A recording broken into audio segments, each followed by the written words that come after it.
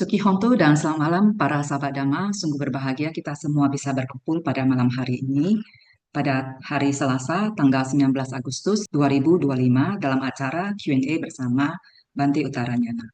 Acara ini diselenggarakan oleh Yayasan Sadama Jutika dan diadakan setiap hari Selasa pukul 19.30 sampai 20.30 waktu Indonesia Barat secara online melalui aplikasi Zoom.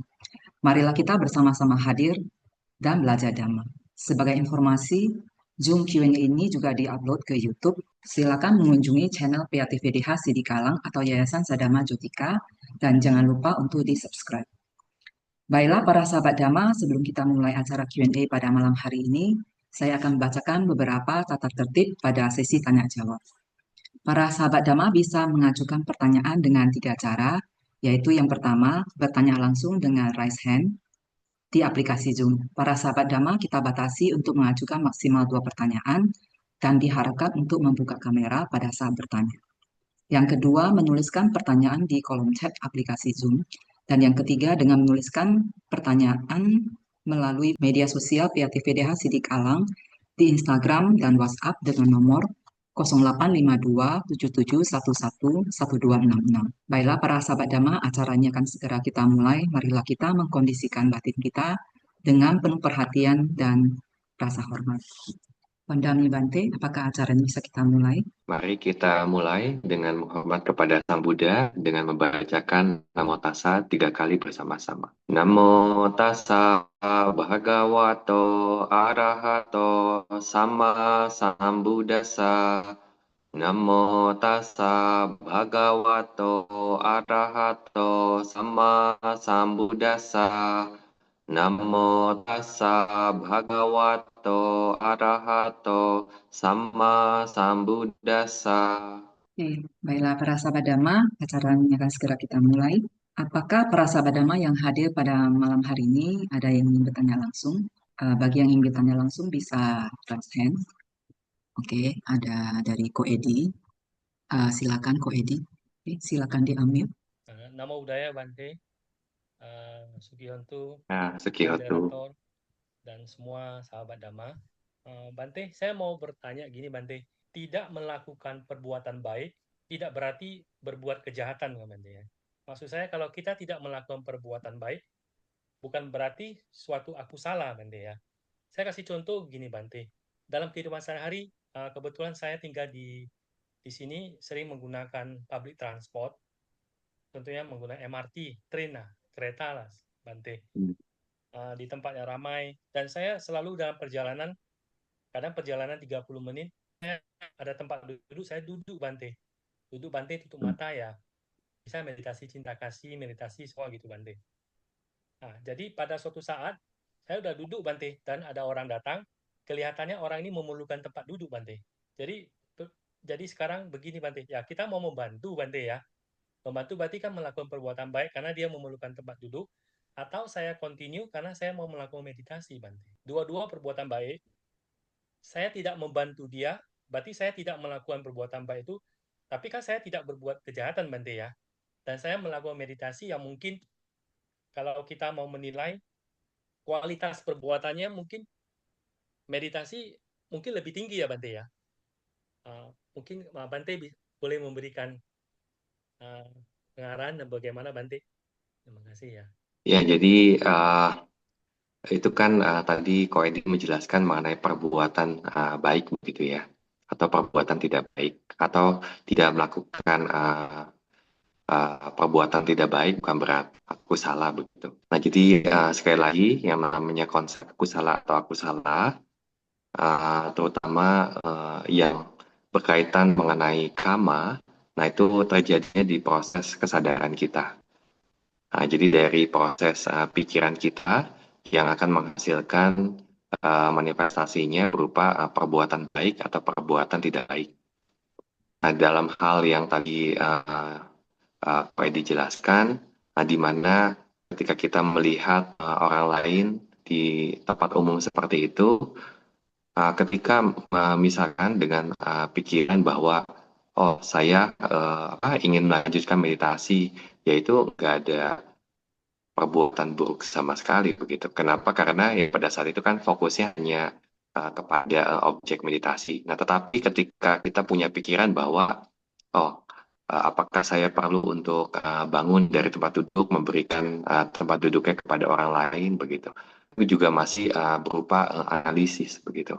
Tetapi ketika ada perasaan enggan, ataupun juga perasaan tidak nyaman dalam tindakan tersebut, nah, artinya sebenarnya sudah ada pikiran-pikiran buruk yang membuat Ko Edi menjadi tidak nyaman begitu.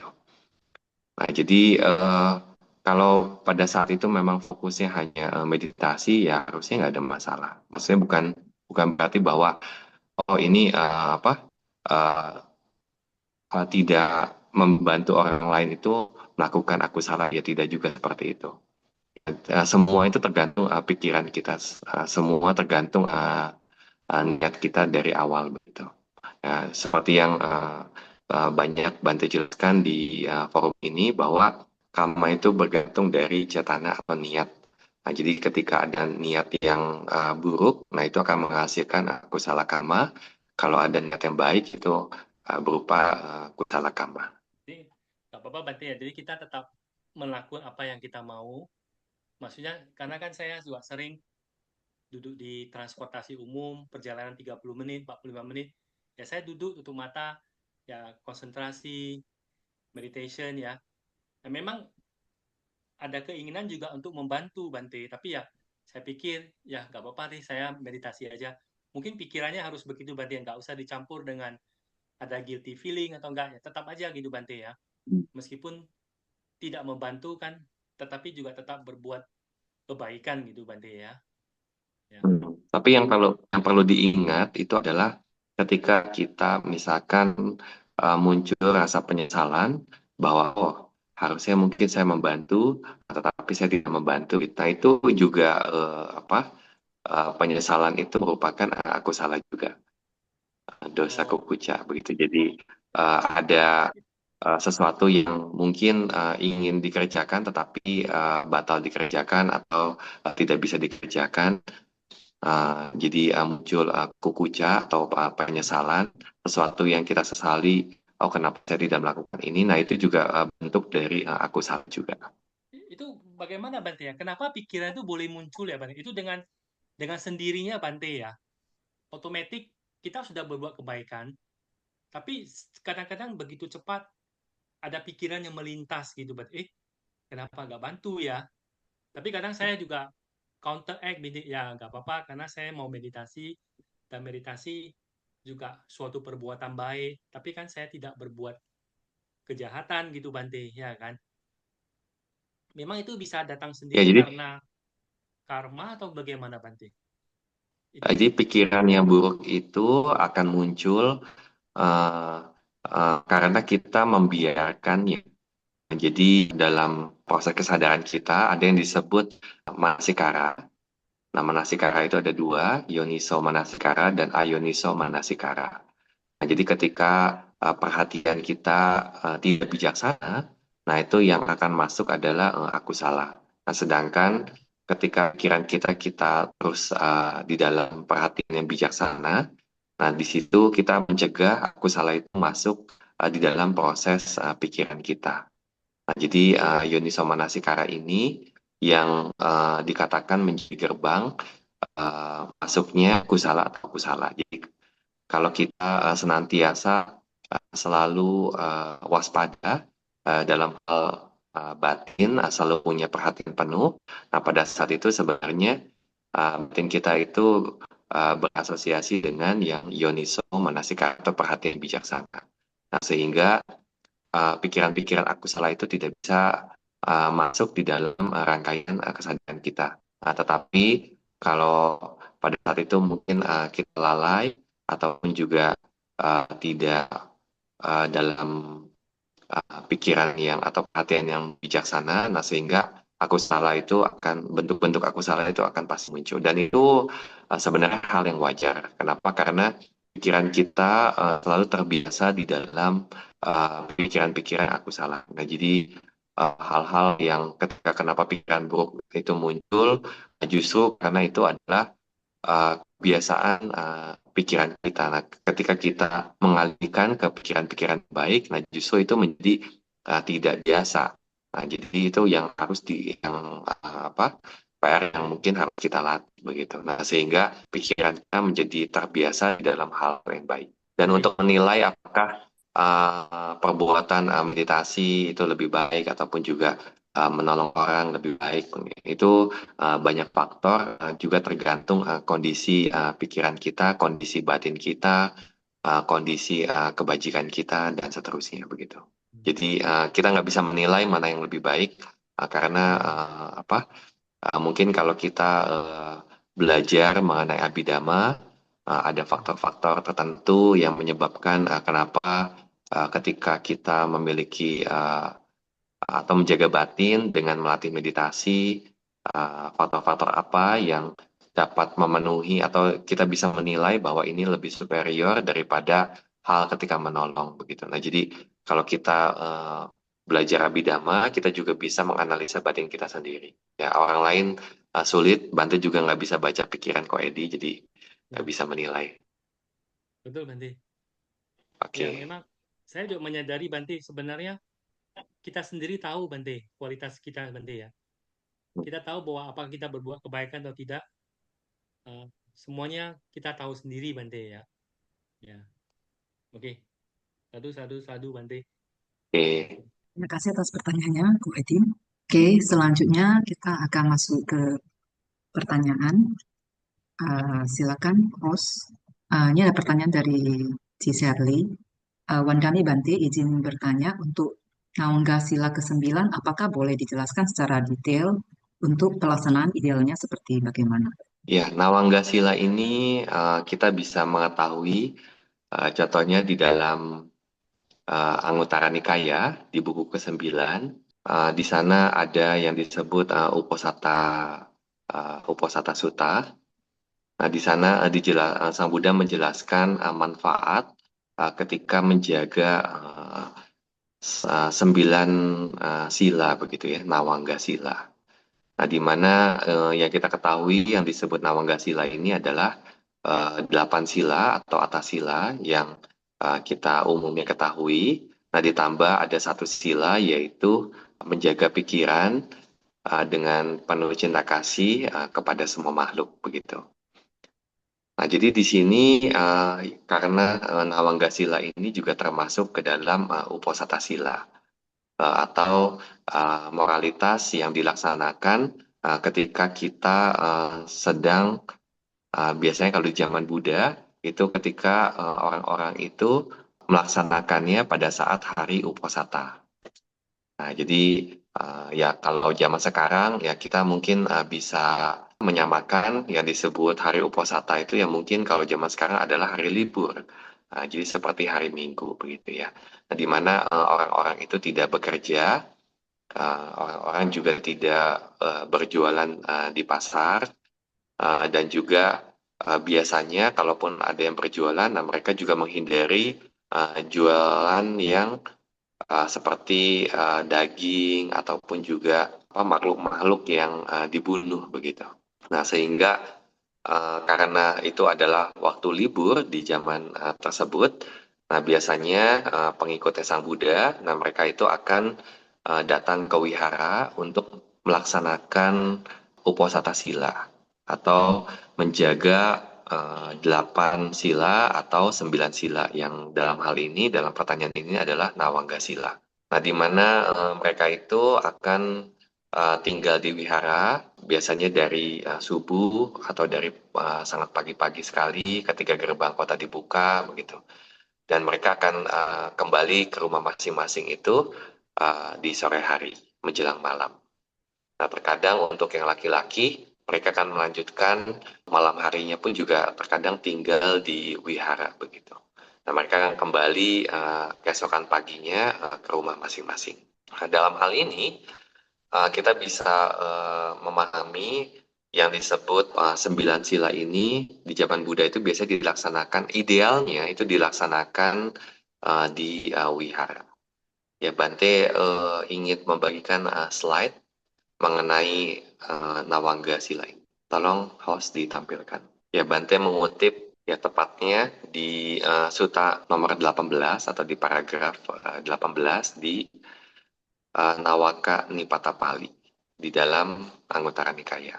Nah, di situ Sang Buddha menjelaskan para biku dengan 9 faktor uposatha yang dijalani menjadi sangat berbuah, membawa banyak manfaat. Mahajutiko itu penuh cahaya begitu ya, penuh cemerlang dan penuh kemuliaan. Bagaimana para biku uposatha yang dijalani dengan 9 faktor itu menjadi sangat berbuah, membawa banyak manfaat, penuh cahaya dan penuh kemuliaan. Nah, jadi kemudian Sang Buddha menjelaskan 8 faktor uposatha ditambah meta begitu ya. Slide selanjutnya ya, tolong. Nah, di situ Sang Buddha menjelaskan, nah, sepanjang hidupnya para arahat sudah meninggalkan pembunuhan makhluk hidup. Mereka menahan diri dari pembunuhan makhluk hidup, meletakkan senjata dan alat pemukul, penuh rasa malu terhadap perbuatan buruk, penuh belas kasih atau welas asih, berdiam dalam welas asih untuk kesejahteraan semua makhluk hidup. Demikian pula, siang dan malam ini aku meninggalkan pembunuhan makhluk hidup, menahan diri dari pembunuhan makhluk hidup, meletakkan senjata dan alat pemukul, penuh rasa malu akan perbuatan jahat, penuh belas kasih, berdiam dan welas asih untuk kesejahteraan makhluk hidup. Nah, dengan faktor ini, aku meneladani para arahat dan uposatha yang akan aku jalankan. Nah, ini artinya apa? Nah, jadi ini seperti apa kita sebenarnya melaksanakan hari uposatha. Nah, jadi dengan berpikir bahwa para arahat ini sudah menghindari pembunuhan makhluk hidup, begitu ya, atau sudah meninggalkan. Ini terjemahannya itu panatipata pahaya. Nah, jadi mereka sudah tidak lagi membunuh makhluk hidup, begitu, atau sudah berhenti melakukan pembunuhan makhluk hidup. Nah, jadi kita harus mencontoh sifat-sifat menghindari pembunuhan makhluk hidup itu dari para arahat begitu ya. Nah, dengan cara seperti ini kita akan menjalankan uposatha. Nah, begitupun juga seperti menghindari pengambilan barang yang tidak diberikan, menghindari kehidupan yang tidak suci, brahmacharya. Nah, kemudian menghindari ucapan yang tidak benar, menghindari mengkonsumsi minum-minuman yang melemahkan kesadaran, menghindari makan di waktu yang salah, kemudian menghindari menonton tarian, kemudian mendengarkan musik, kemudian juga mempercantik diri gitu ya, merias diri dengan perhiasan ataupun juga dengan wewangian begitu. Nah, itu semua dihindari dan juga menghindari duduk dan tidur di tempat yang tinggi dan mewah. Dan yang terakhir, tolong ditampilkan slide berikutnya. Ya, ini adalah cinta kasih. Yaitu dengan pikiran yang disertai meta, cinta kasih, ia berdiam meliputi satu arah. Demikian pula arah kedua, ketiga, dan keempat. Nah, ini yang dimaksud arah itu adalah mata angin, begitu ya. Jadi, kalaupun kita beranggapan di depan itu utara, sebelah kanan itu timur, belakang itu selatan, dan juga sebelah kiri itu adalah barat. Nah, jadi ini yang disebut arah kedua, ketiga, dan keempat. Ada demikian pula ke atas dan ke bawah. Nah, dan ke sekeliling. Di mana saja, di segala penjuru, nah jadi di segala arah, ia berdiam dengan memancarkan cinta kasih. Yang luas, luhur, tanpa batas, bebas dari permusuhan, bebas dari kebencian. Nah, di sini artinya apa? Nah, tidak hanya menjaga perbuatan dan ucapannya dari sila yang pertama sampai sila yang ke-8, nah, tetapi di sila yang ke-9 ini, dengan batin yang penuh cinta kasih itu, dia harus mengembangkan pikirannya itu, terutama di dalam objek meditasi, begitu ya. Nah, jadi makanya idealnya ketika seseorang berlatih uposatha sila ini, biasanya itu dilakukan di wihara. Nah, kenapa? Karena dia bebas dari gangguan-gangguan dalam kegiatan sehari-hari begitu ya. Nah, biasanya terkadang karena faktor tertentu, nah seseorang menonton TV ataupun juga mendengarkan musik. Nah, terkadang juga harus memakai wewangian, harus mempercantik diri, begitu ya, dalam masyarakat zaman sekarang. Nah, sehingga biasanya akan sulit bagi orang-orang itu untuk menjaga uposatha sila itu dalam kehidupan sehari-hari. Nah, jadi kalau kita melihat dari suta ini, nah jadi uposatha sila itu baiknya itu adalah ketika kita sepanjang hari tidak hanya menghindari ucapan dan perbuatan yang salah, tetapi juga kita harus menjaga pintu pikiran kita, yaitu dengan cita kasih yang menjadi faktor ke-9 dalam uposatha sila. Nah, jadi ini yang Sang Buddha katakan, uposatha yang dijalani dengan 9 faktor ini akan menjadi mahapalo. Mahapalo itu hasilnya itu sangat banyak gitu ya, buahnya itu sangat banyak, mahanisamso, membawa banyak manfaat. Nah, jadi hasilnya itu tidak bisa ditakar berapa banyak manfaat itu yang akan kita terima hanya dengan menjaga 9 sila ini, begitu ya. Jadi ini yang bagaimana kita harus menjaga uposatha sila dengan 9 faktor. Ya, seperti itu Nancy. Ya, terima kasih Bante. Selanjutnya kita akan masuk ke pertanyaan berikutnya. Host, mohon ditampilkan pertanyaan berikutnya. Bante, ini ada pertanyaan dari Juliana Kroll. Wandami Bante, mohon pencerahannya. Yang saya dengar, Sang Buddha Maha Welas Asih tetap menerima Bante Dewadatta dalam Sangga. Meskipun sejak awal Sang Buddha mengetahui bahwa Bante Dewadatta akan dapat memecah belah Sangga atau melakukan hal-hal buruk lainnya. Sebagai umat awam, bagaimana hal ini bisa diimplementasikan, terutama jika bergaul atau setim dengan orang-orang yang tidak berpandangan sama atau tidak bisa diajak bekerja sama dan memiliki kecenderungan merusak kita. Ya, jadi di awal Sang Buddha mengetahui Bante Dewadatta akan memecah belah Sangga, tetapi hal itu belum dilakukan oleh Bante Dewadatta. Nah, sehingga ya sebenarnya pada saat itu Bante Dewadatta ya tidak ada masalah. Nah, tidak ada masalah karena dengan niat yang baik untuk menjadi anggota Sangga, untuk berusaha mencapai Nibbana, begitu ya. Nah, tetapi dalam kondisi-kondisi berikutnya, nah jadi ketika Dewadatta mengembangkan ide untuk menjadi pengganti Sang Buddha, untuk meneruskan Sang Buddha menjadi pemimpin Sangga, nah jadi berdasarkan ide tersebut, nah dia berusaha untuk mewujudkannya. Nah, jadi pada saat kemunculan ide untuk memimpin Sangga dan idenya itu ditolak oleh Sang Buddha, nah jadi pikiran-pikiran Bante Dewadatta itu mulai menuju bagaimana untuk bisa memimpin Sangga, begitu ya. Nah, jadi pada saat itu baru Bante Dewadatta itu melakukan banyak akusala kama dengan berpikir hal-hal buruk kepada Sang Buddha, kemudian juga bagaimana memikirkan agar Sangga itu atau para biku di dalam Sangga itu bisa melihat Bante Dewadatta itu menjadi sosok pemimpin, begitu ya. Dengan mempengaruhi pada saat itu ya Pangeran Ajata I, kemudian juga mempengaruhi junior-junior dalam sasana, para biku-biku junior itu dengan memperlihatkan pelatihan yang strict, begitu ya. Nah, seperti vegetarian, seperti hanya tinggal di bawah pohon, seperti latihan-latihan strict lainnya, begitu ya. Yang dimana ide-ide tersebut itu sebenarnya Sang Buddha sudah tolak di awal.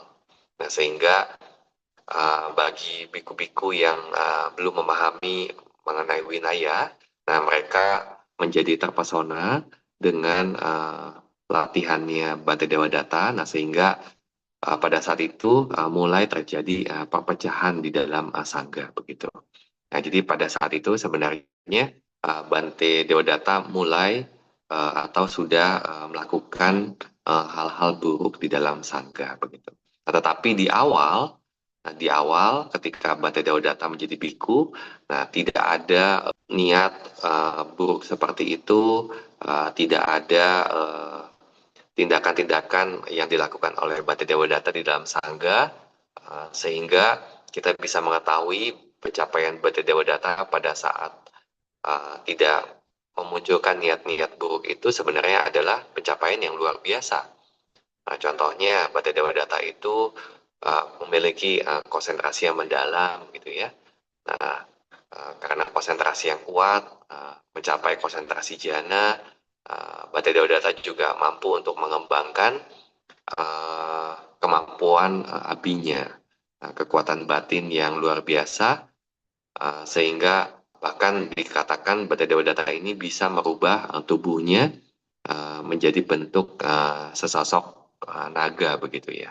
Nah, artinya apa? Artinya Bante Dewadatta itu memiliki konsentrasi yang sangat kuat, dan juga karena konsentrasi yang kuat itu juga tidak berhenti di sana, tetapi mengembangkan kualitas-kualitas abinya ini atau kekuatan batin yang luar biasa.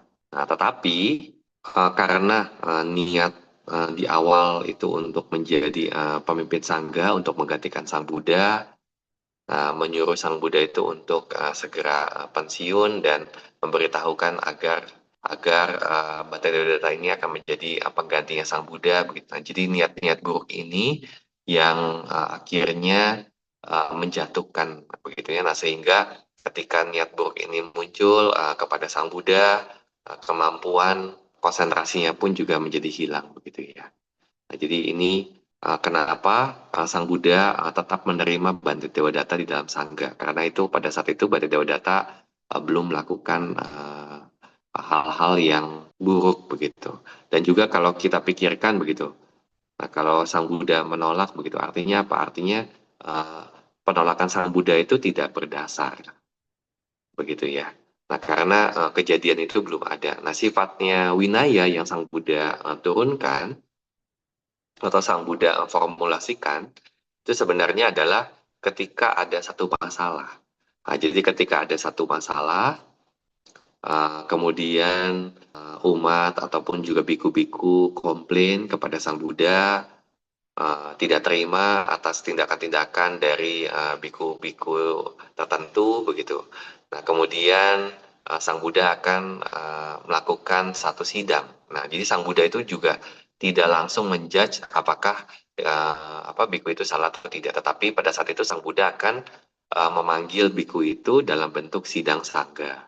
Nah, jadi di tengah-tengah sangga, biasanya Sang Buddha akan menanyakan kepada biku tersebut, apakah kamu melakukan, contohnya kalau dalam kasus Bante Dewadatta itu, melakukan perpecahan di dalam sangga, begitu. Nah, jadi ketika biku itu mengakui, nah pada saat itu, Sang Buddha akan terkadang menasehatinya, begitu ya. Nah, terkadang menasehatinya pun juga dengan cukup keras. Nah, di mana kalau orang itu melakukan pelanggaran yang memang merupakan satu celaan, bisa dicela oleh orang lain. Nah, terkadang Sang Buddha menyebutnya itu sebagai Moga Purisa. Moga Purisa itu si manusia kosong begitu ya. Oh, kamu seorang manusia kosong gitu. Nah, kamu sudah ditabis sebagai biku, tetapi melakukan tindakan-tindakan yang tercela seperti ini, begitu. Nah, ini merupakan hal yang tidak pantas.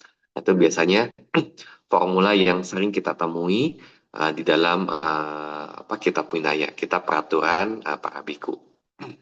Nah, setelah itu baru Sang Buddha akan memberikan satu formulasi peraturan bahwa seorang biku tidak boleh melakukan perbuatan-perbuatan seperti ini, begitu ya. Nah, sesuai dengan laporan. Nah, pada saat itu sebenarnya orang yang melakukan pelanggaran pertama dalam peraturan yang dibuat oleh Sang Buddha atau si pelanggar pertama itu belum menjadi atau belum melakukan kesalahan dalam hal moralitasnya, begitu ya. Nah, jadi kalau di kitab Vinaya itu pengecualian itu adalah orang yang melakukan pelanggaran pertama. Nah, contohnya di dalam kasus seperti parajika. Nah, parajika ini sebenarnya peraturan yang sangat atau yang paling berat begitu ya. Yang paling berat artinya kalau biku melanggar itu dia bukan menjadi seorang biku kembali. Nah, dia sudah tidak bisa menjadi seorang biku. Nah, Sang Buddha mengibaratkan seperti batu yang sudah belah. Nah, walaupun disambung bagaimanapun, nah batu itu sudah terpisah gitu, bukan menjadi satu batu kembali. Nah, begitupun juga dikatakan kalau biku melakukan pelanggaran parajika ini atau pelanggaran yang paling berat ini, biku tersebut sudah bukan biku lagi, walaupun dia itu masih memakai jubah biku. Nah, jadi salah satunya itu adalah sila yang pertama, Metuna Dhamma. Jadi biku itu melakukan kegiatan seksual begitu ya, aktivitas seksual. Nah, jadi di zaman Buddha itu ada seorang biku yang melakukan pelanggaran Metuna Dhamma ini. Nah, di mana pada saat dia melakukannya, nah kemudian Sang Buddha melakukan sidang, memanggil biku tersebut dan memformulasikan peraturan mengenai Metuna Dhamma ini. Nah, pengecualiannya adalah biku yang melakukan Metuna Dhamma pertama kali. Nah, sebenarnya itu dia masih seorang biku, bukan bukan biku begitu. Nah, sedangkan biku yang melakukan setelah kejadian tersebut, nah setelah Sang Buddha melakukan atau yang setelah Sang Buddha menurunkan peraturan, nah biku yang kedua ini menjadi biku parajika atau biku yang terkalahkan. Nah, biku yang melakukan pelanggaran berat, tetapi yang biku pertama kali melakukan pelanggaran itu bukan biku parajika, begitu ya. Nah, jadi itu pelanggaran pertama. Nah, si pelanggar pertama yang terbebas dari peraturan. Nah, tetapi kalau biku itu mengulang masalah kembali, nah itu akan terkena dengan peraturan tersebut, begitu ya. Nah, kemudian pertanyaan yang berikutnya, sebagai seorang umat awam, bagaimana hal ini bisa diimplementasikan, terutama jika bergaul dengan setim orang-orang yang tidak berpandangan yang sama, atau tidak bisa diajak bekerja sama, dan memiliki kecenderungan merusak kita. Nah, jadi dalam hal ini, kalau kita memiliki teman-teman yang setim dalam bekerja begitu, ya awalnya ketika Anda punya teman setim juga Anda nggak bisa menjudge bahwa oh ini orang tidak baik atau orang ini cenderung merusak kerjasama tim dan seterusnya. Kenapa? Karena dia belum melakukan hal apa-apa. Nah, tetapi seiring dengan berjalannya waktu, nah ketika bekerja bersama, nah sehingga Anda juga mulai paham bahwa oh dia karena melakukan tindakan-tindakan ini, nah cenderung merusak kerjasama tim dan seterusnya begitu. Ya tentu kalau dalam hal kegiatan yang Anda lakukan yaitu dalam hal pekerjaan di kantor atau di ruang kerja Anda tentu kan ada peraturan begitu ya.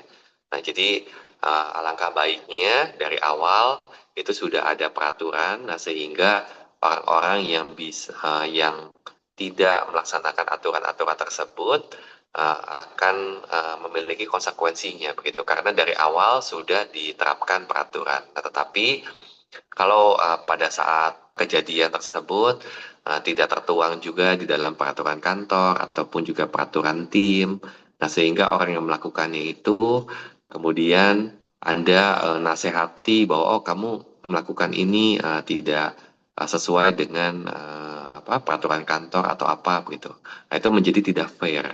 Nah, ketika kita menjudge orang tersebut tanpa ada peraturan tertulis. Nah, jadi makanya kalau kita ingin melihatnya itu seperti kitab Winaya, nah, seperti Sang Buddha, nah Sang Buddha tentu paham bahwa perbuatan ini tercela begitu. Nah, tetapi ketika hal itu belum teruji atau belum dilakukan sidang, ketika kita melakukan satu keputusan sepihak, nah tentu nanti justru kita yang akan menjadi dicela oleh orang karena ya belum ada peraturan tertulis. Nah, jadi langkah Sang Buddha pun juga sama. Nah, jadi Sang Buddha itu akan melakukan sidang terlebih dahulu, kemudian seperti mungkin dalam kehidupan kita ya, seperti kita itu merevisi ya, atau melakukan kajian ulang apakah yang dilakukan ini sudah benar atau belum. Nah, kemudian dilihat apakah ini akan mengarah kepada hal-hal yang tidak kondusif dalam hal pekerjaan atau tidak begitu. Nah, kemudian setelah ditentukan, oh ini tidak kondusif, nah, lebih baik tidak diulang. Nah, itu ya akan lebih bijak ketika kita menasihati terlebih dahulu sebelum mengambil tindakan seperti memvonis ataupun juga melakukan tindakan terhadap orang yang kita pikir cenderung merusak kerjasama tim, begitu ya. Ya, seperti itu Nancy. Terima kasih Bante atas penjelasannya. Oke, selanjutnya bagi yang hadir di Zoom ini, apakah ada yang ingin bertanya langsung? Bagi yang ingin bertanya langsung bisa langsung menekan menu raise hand ataupun mengirimkan pertanyaan ke kolom chat. Dan apabila masih belum ada, kita akan melanjutkan pertanyaan yang telah masuk sebelumnya. Oke, silakan host. Oke, pertanyaan berikutnya Bante. Bante, sekarang banyak buku-buku Dhamma yang terbit dan banyak biku-biku yang khotbah Dhamma dengan versi masing-masing. Bagaimana kita bisa tahu itu benar-benar sesuai Dhamma dan mana yang adama? Ya, di dalam satu sutta, Sang Buddha memberi nasihat bagaimana sikap kita. Nah, ketika kita mendengar, contohnya ada seorang biku yang mengklaim bahwa, oh, saya baru ketemu sama Sang Buddha. Nah, Sang Buddha berkata, ini loh Dhamma, ini loh Winaya, ini loh Matika, gitu ya, atau penjelasan-penjelasannya. Nah, jadi pada saat itu Sang Buddha menasihati kita untuk tidak langsung bilang sadu. Nah, artinya maksudnya kita itu jangan langsung percaya terhadap klaim yang diucapkan oleh biku tersebut. Nah, walaupun yang dikatakan oleh biku tersebut adalah, oh saya, atau klaim yang dikatakan biku tersebut adalah, saya ini baru ketemu Sang Buddha dan Sang Buddha itu bicara bahwa ini loh Dhamma, ini loh Winaya, ini loh Matika, begitu ya. Tetapi apa yang harus kita lakukan, nah ini sesuai dengan apa yang Sang Buddha ajarkan di sutta tersebut adalah kita harus bisa mengecek apakah kata-kata yang si biku itu walaupun diklaim bahwa dia dengar langsung dari Sang Buddha, nah apakah benar-benar sesuai dengan Dhamma. Nah, jadi bagaimana kita tahu bahwa ini benar-benar sesuai Dhamma atau mana yang adama? Ya, tentu kita harus punya pengetahuan Dhamma. Nah, masalahnya, nah, apakah kita tahu Tipitaka itu sendiri begitu? Nah, jadi kebanyakan ketika Bante berceramah begitu, ketika Bante bertanya kepada umat-umat Buddhis, apakah kalian sudah pernah melihat Tipitaka begitu? Nah, kebanyakan belum. Nah, yang mereka tahu biasanya hanya buku, satu buku. Nah, buku itu pun disebut buku Parita Suci, begitu. Atau buku-buku Parita Perlindungan. Nah, jadi bagaimana kita bisa membandingkan begitu ya kata-katanya apa yang diucapkan oleh biku tersebut itu sesuai Dhamma atau adama kalau kita nggak tahu apa itu Tipitaka. Nah, udah nggak tahu Tipitaka, apalagi membaca Tipitaka itu sendiri begitu. Nah, jadi makanya ya Bante menyarankan kita semua begitu ya, tidak hanya mendengarkan Dhamma, tetapi juga mulai untuk membaca sutta-sutta yang Sang Buddha ajarkan.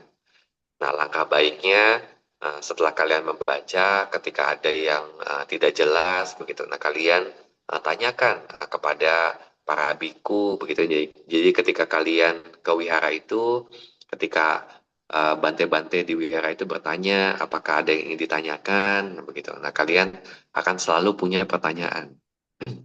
Nah, jadi setelah kalian membaca sutta atau membaca winaya atau membaca abhidhamma, pada saat ada pembacaan atau sutta-sutta yang kalian baca itu tidak jelas di dalam pikiran kalian, tidak paham pembacaan sutta tersebut, nah kalian tanyakan begitu. Jadi pada saat ke wihara itu kalian bertanya Dhamma begitu. Nah, sehingga pengetahuan kalian akan Dhamma itu sendiri menjadi sangat kuat, nah sehingga kalian menjadi paham. Nah, jadi ketika ada biku-biku yang sedang berkhotbah Dhamma dengan versi masing-masing, nah kalian menjadi paham apakah ini sesuai Dhamma atau ini sesuai atau ini merupakan adama. Nah, itu satu hal. Nah, kemudian di sutta tersebut, Sang Buddha juga sebenarnya menjelaskan, tidak hanya biku yang mengklaim mendengarkan langsung kata-kata dari Sang Buddha, tetapi juga contohnya ada biku yang memiliki wasa yang paling senior begitu ya di dalam sangga, atau yang kita sebut pemimpinnya sangga.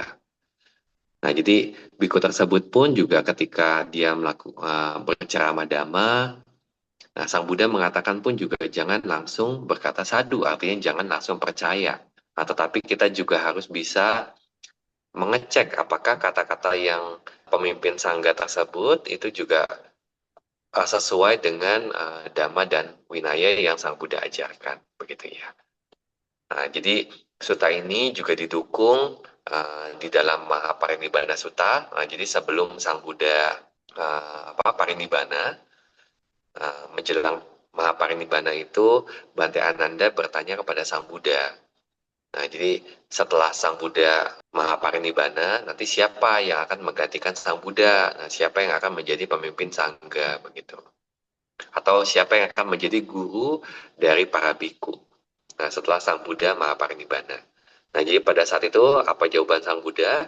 Nah, Sang Buddha tidak menunjuk murid utamanya Sang Buddha begitu, ataupun tidak menunjuk murid-murid besarnya Sang Buddha seperti Bante Mahakasapa atau Bante Ananda begitu. Nah, tetapi apa yang Sang Buddha katakan? Nah, Sang Buddha menunjuk guru untuk para biku setelah Sang Buddha Mahaparinibbana adalah Dhamma dan Winaya. Nah, artinya adalah Tipitaka itu sendiri. Nah, jadi makanya penting kenapa dari zaman Sang Buddha, nah setelah Sang Buddha Parinibbana, nah Bante Mahakasapa yang memimpin para sangga untuk membuat yang namanya itu konsili Buddhis. Nah, jadi untuk mengukuhkan mana ajaran Sang Buddha, mana yang bukan ajaran Sang Buddha. Nah, mana yang Dhamma dan Winaya, mana yang bukan, mana yang adama dan awinaya, begitu ya. Nah, jadi itu sifatnya itu adalah otoritatif.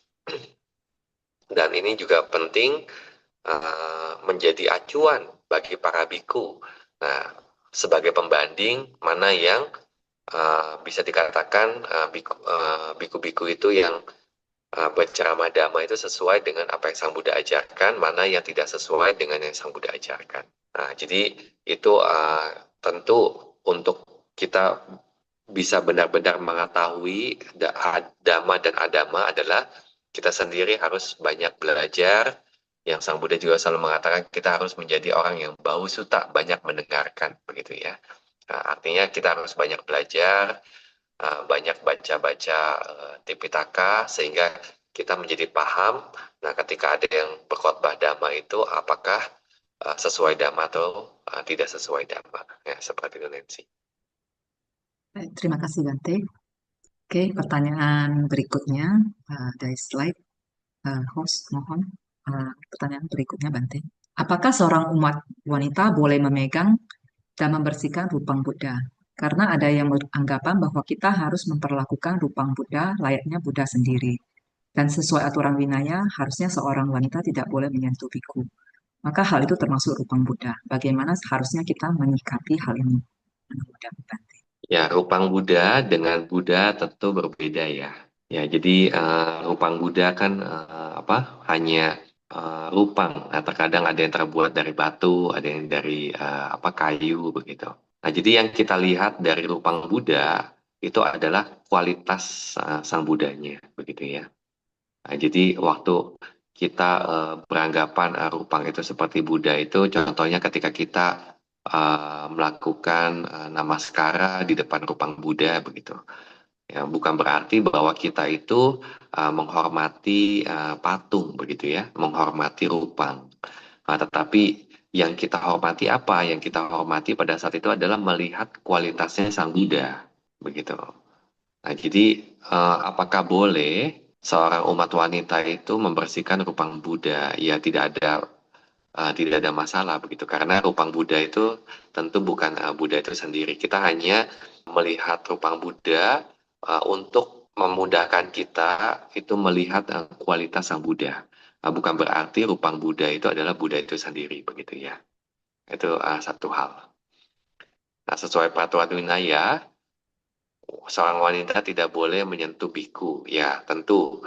Nah, jadi pada saat di zaman Buddha, Sang Buddha itu menetapkan peraturan bahwa para biku itu tidak boleh menyentuh bagian tubuh perempuan itu dengan nafsu.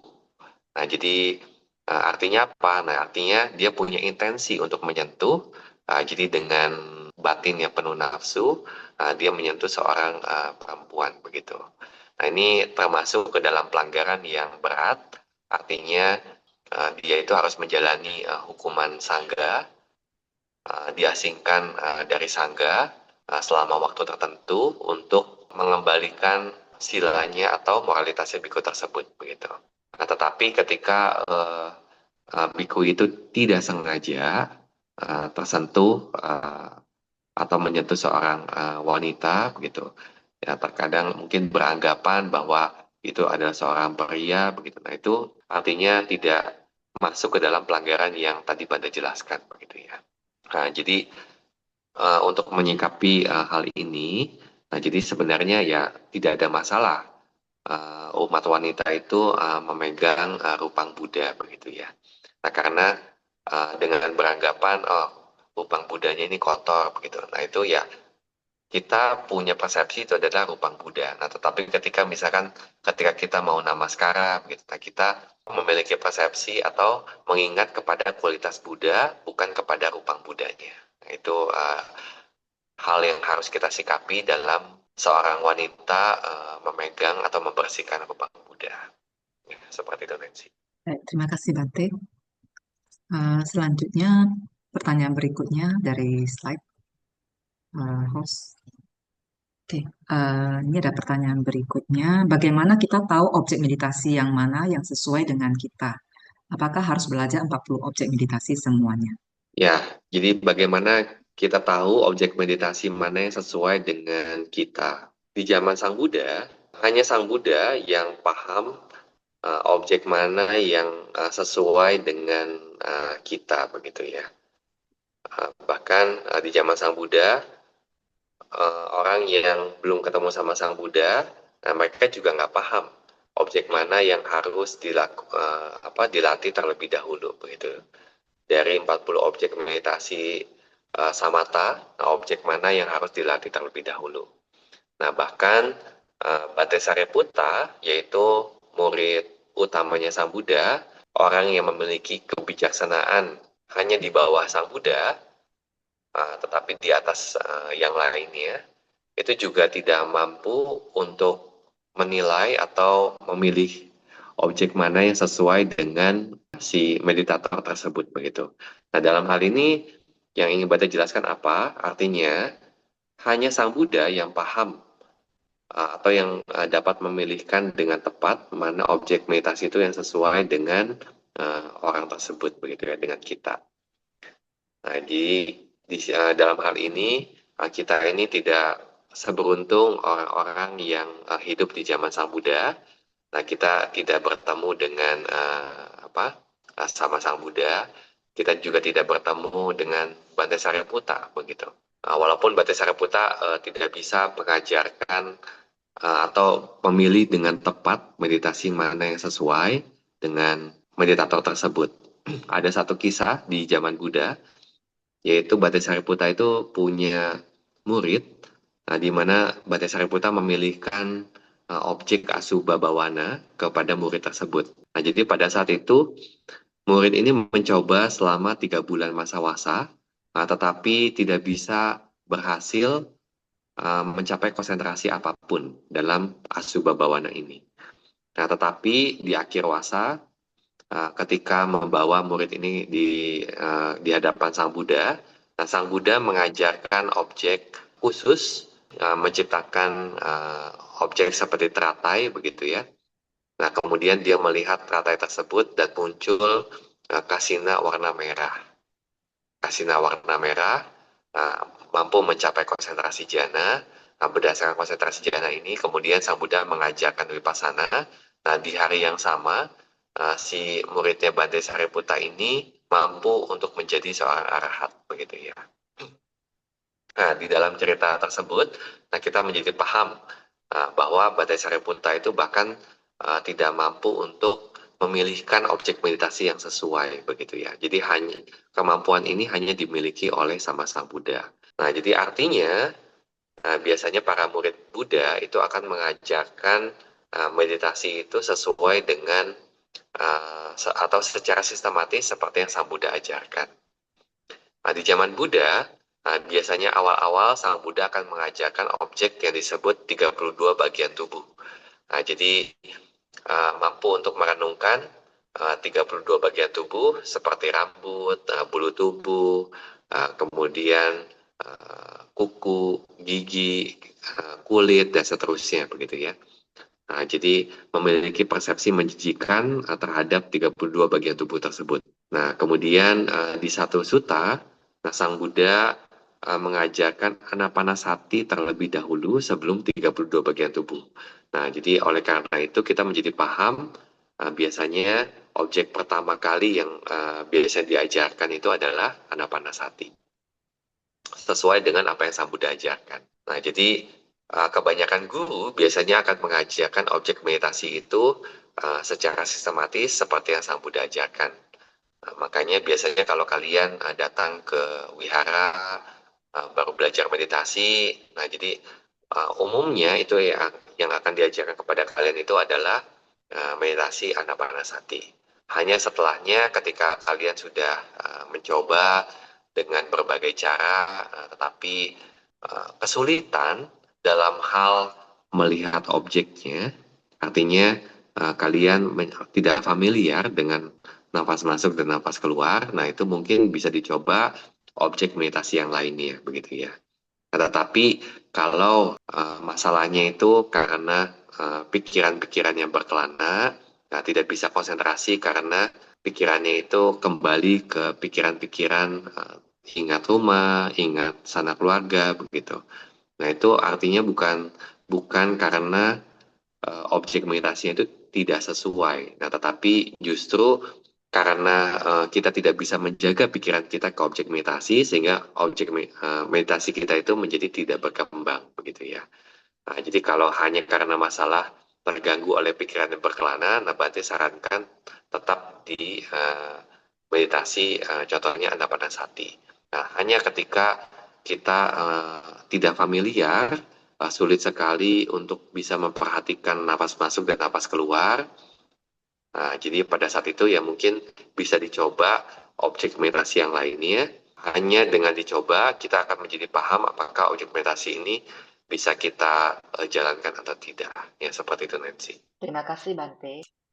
Selanjutnya, berhubung waktu sudah menunjukkan lewat dari tengah 9, maka pertanyaan yang belum terjawab akan dilanjutkan ke pertemuan berikutnya. Oke, selanjutnya kita akan masuk ke sesi pelimpahan jasa. Bante, kita mohon untuk membimbing pelimpahan jasa.